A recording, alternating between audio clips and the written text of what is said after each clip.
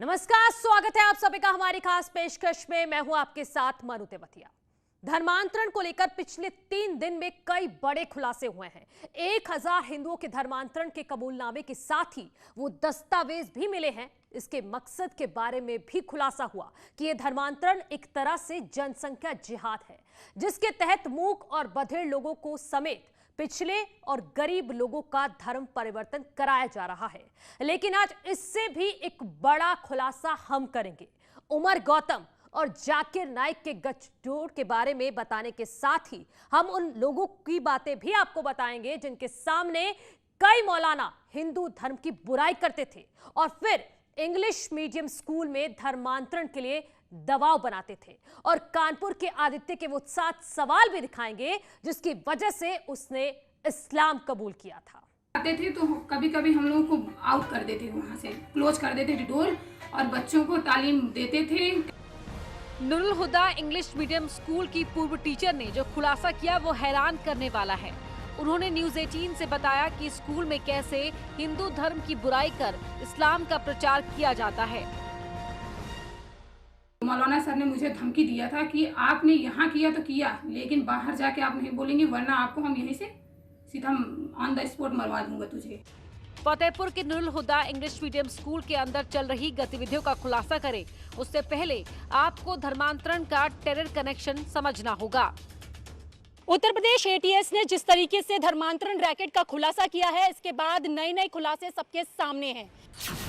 मैं def society के बाहर खड़ी हुई हूँ जो कि नोएडा के सेक्टर 117 में है और इसके कनेक्शन इस पूरे रैकेट से बताए जा रहे हैं। यहाँ पर जो तमाम कागजात डॉक्यूमेंट्स हैं उनको खंगाला जाएगा, साथ ही साथ यहाँ पर जो कंप्यूटर्स हैं जिससे कि स्किल सिखाई जाती थी, साइन लैंग्वेज सिखाई जाती थी, उनको जांचा जाएगा। इसके साथ अगर आप देखें तो यहाँ 2 सीसीटीवी कैमरास भी लगे हुए हैं और इन सीसीटीवी कैमरे की फुटेज भी जांची जाएगी। नोएडा के डेफ सोसाइटी से जुड़े कई दिव्यांग बच्चों का धर्मांतरण कराया गया। ये जानने की कोशिश में है कि मूक बधिर बच्चों का ब्रेन वॉश कैसे किया जाता था।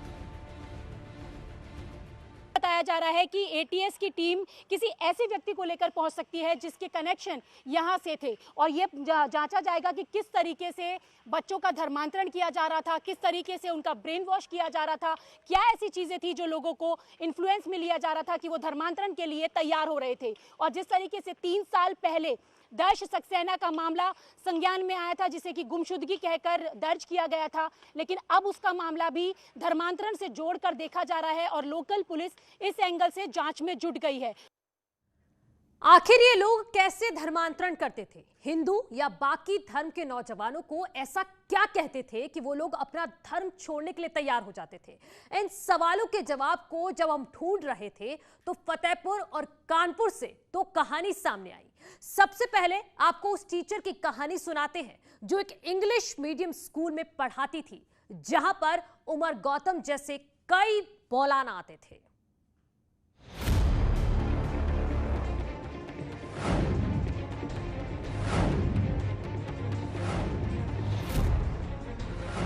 फतेहपुर की कल्पना सिंह,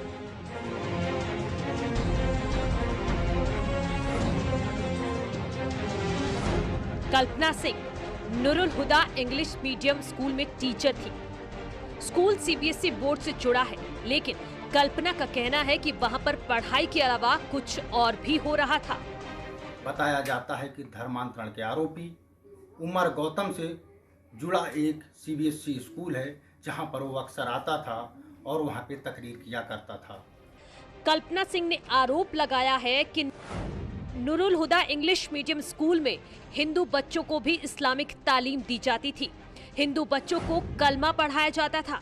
उमर गौतम उस स्कूल में आता था तो बच्चों को क्या तालीम देता था? सर जब वो लोग मौलाना वगैरह आते थे तो कभी कभी हम लोगों को आउट कर देते थे, वहाँ से क्लोज कर देते थे डोर और बच्चों को तालीम देते थे। कह रहे थे कि जैसे हमने 2 बार कंजेक्शन किया तो उन्होंने बोला कि सिर्फ हिंदू बच्चों को हम एक साइड कर देते हैं उसी रूम में और एक साइड मुस्लिम बच्चों को कर देते हैं, तो हम अपने धर्म अपने बच्चों को सिखाते हैं।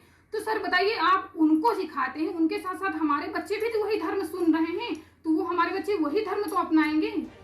कल्पना सिंह ने बताया कि जब विरोध किया गया तो उन्हें धमकी दी गई, यहाँ तक कि जान से मारने की धमकी मिली। तो मौलाना सर ने मुझे धमकी दिया था कि आपने यहाँ किया तो किया, लेकिन बाहर जाके आप नहीं बोलेंगे, वरना आपको हम यहीं से सीधा ऑन द स्पॉट मरवा दूंगा तुझे।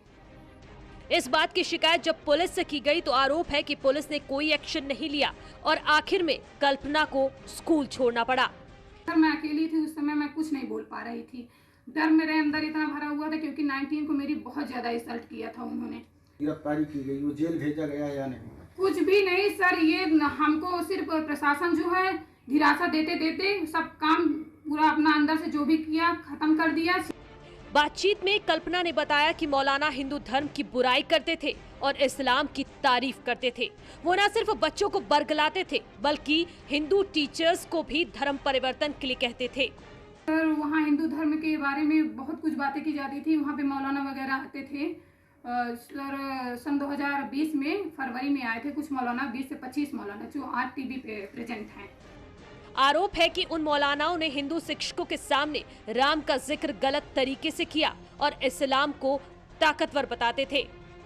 तो वो सीधा स्टार्टिंग में बोले कि आप लोग हमारे धर्म में कभी भी अपना सकते हैं। तो हम लोग मतलब इग्नोर थोड़ा सा इधर उधर चेहरा करने लगे। उन्होंने कहा कि देखिए एक समझने की बात है कि एक साधारण प्राणी का नाम राम पड़ गया था, ठीक है। अब उसको इतना अंधविश्वास है कि वो लोग उनको भगवान मानने लगा। अगर वो भगवान क्यों बन भटकने वाला इंसान वो एक भगवान कैसे हो सकता है? Welcome back. कुछ लोग मौलानाओं की साजिश को समझ जाते हैं लेकिन कुछ लोग उनके चुंगल में फंस जाते हैं। कानपुर का आदित्य भी ऐसे ही फंसा था। आदित्य मूक बधिर है। उसे झांसे में लाने वाले ने हिंदू धर्म की कई बुराइयां की, सवाल उठाए। आदित्य को जब उन सवालों का जवाब नहीं मिला तो उसने इस्लाम धर्म अपना लिया और टीके की जगह टोपी पहनने लगा। आखिर वो सवाल क्या थे जिसका जवाब आदित्य ढूंढ रहा था?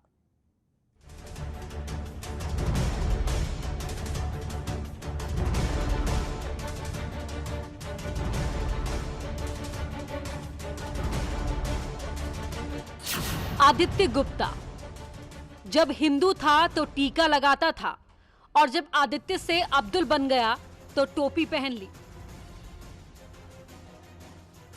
आखिर ये सब कुछ कैसे हुआ? एक मूक बधिर हिंदू नौजवान मुसलमान कैसे बन गया?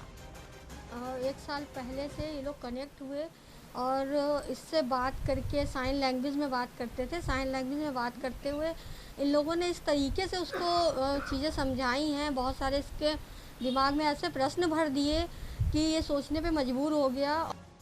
आखिर वो कौन से सवाल आदित्य के दिमाग में डाले गए, कौन सी बातें कही गई और उन बातों को कहने के लिए किस तरह से प्लान तैयार किया गया? क्योंकि आदित्य सिर्फ इशारों की भाषा समझता है। इसको जब आंसर नहीं मिले तो उस पर ये काफ़ी परेशान हुआ और इसको जो है वही सही लगा इस्लाम धर्म। और मंदिर में पूजा करने वाला आदित्य अब्दुल बनकर मस्जिद में नमाज पढ़ने लगा। मां का कहना है कि आदित्य ने सवालों के जवाब खोजने की कोशिश की